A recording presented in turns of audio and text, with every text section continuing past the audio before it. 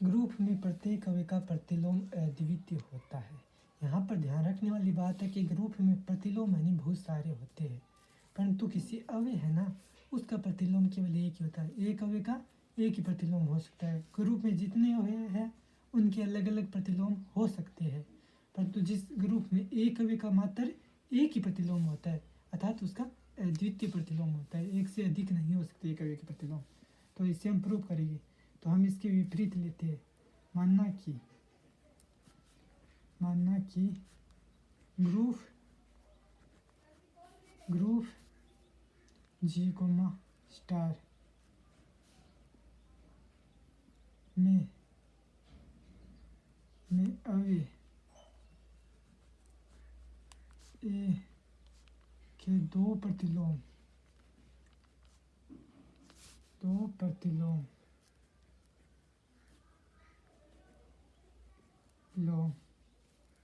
B और सी है। हमने इसके दो प्रतिलोम मान लिए एक अवयव के, ठीक है, सी है। इसके विपरीत मान लिया अद्वितीय सिद्ध करने के लिए, ठीक है।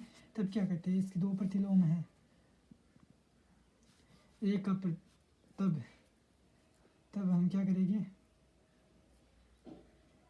देन क्या तब एक का प्रतिलोम बी हो, एक का प्रतिलोम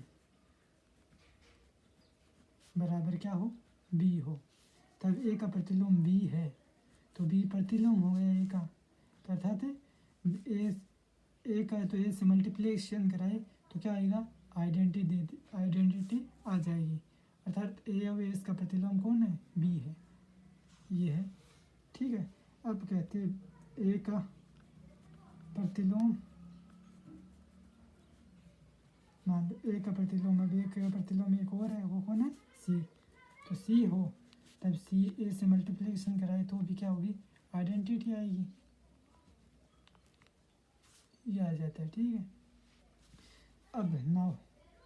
अब क्या करते हैं, अब ये देखो कि बी ए है ना, बी ए बराबर क्या हमें प्राप्त होता है, बी ए बराबर आइडेंटिटी।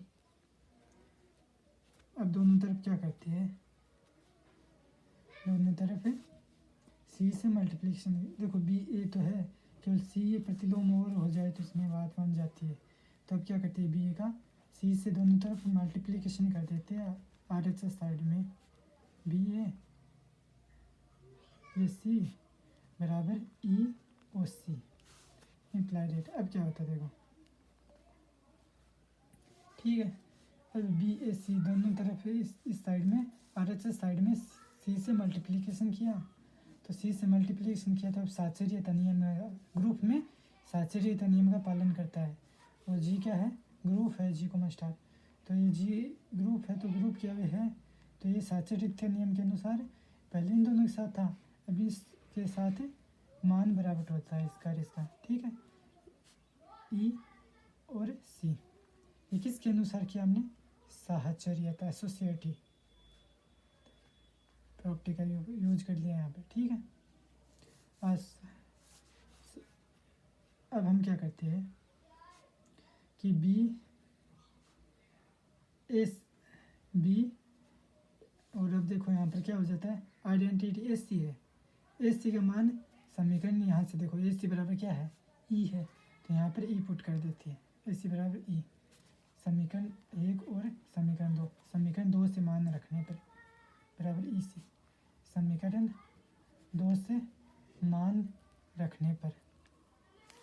अब हम वो यूज कर लेंगे किस आइडेंटिटी का, अब यूज कर लेंगे हमें आइडेंटिटी का, अर्थात एक्सटेंस ऑफ आइडेंटिटी का अस्तित्व होता है,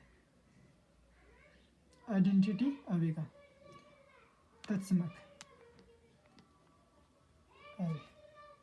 इस प्रॉपर्टी को हम बोलते हैं G2 प्रॉपर्टी का, ये G1 प्रॉपर्टी है, ठीक है। G2 प्रॉपर्टी का तत्समक अवयव का यूज कर लेंगे। तत्समक अवयव क्या करते हैं, बी ई है तो ये इसको बी बनाता है, और ई सी है तो इसको सी बनाता है, अर्थात बी और बराबर सी है। जो हमने अलग अलग अवयव लिए थे वो बराबर आ जाते हैं यहाँ पर। इससे क्या सिद्ध होता है, इससे परिणाम स्वरूप स्वरूप।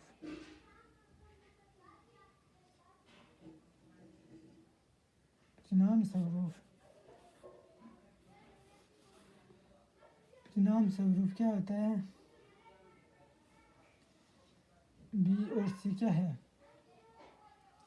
अद्वितीय अवयव है, अर्थात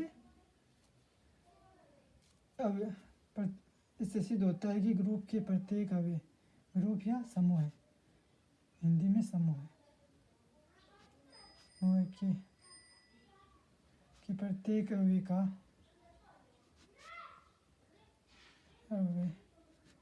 का प्रतिलोम अद्वितीय होता है, अद्वितीय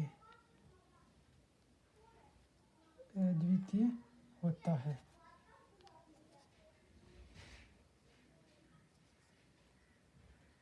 प्रत्येक अवयव का प्रतिलोम अद्वितीय होता है, ठीक है। अर्थात प्रत्येक अवयव का प्रतिलोम अद्वितीय होता है, परंतु ग्रुप में एक से अधिक प्रतिलोम हो सकते हैं। परंतु ग्रुप के सभी अवयव है ना, उसके किसी भी अवयव का प्रतिलोम ले लो, एक ही होगा, एक से अधिक प्रतिलोम संभव नहीं है। इसे ही कहते हैं प्रतिलोम की अद्वितीय होता है, और इसे हम इस प्रकार से परिभाषित कर सकते हैं।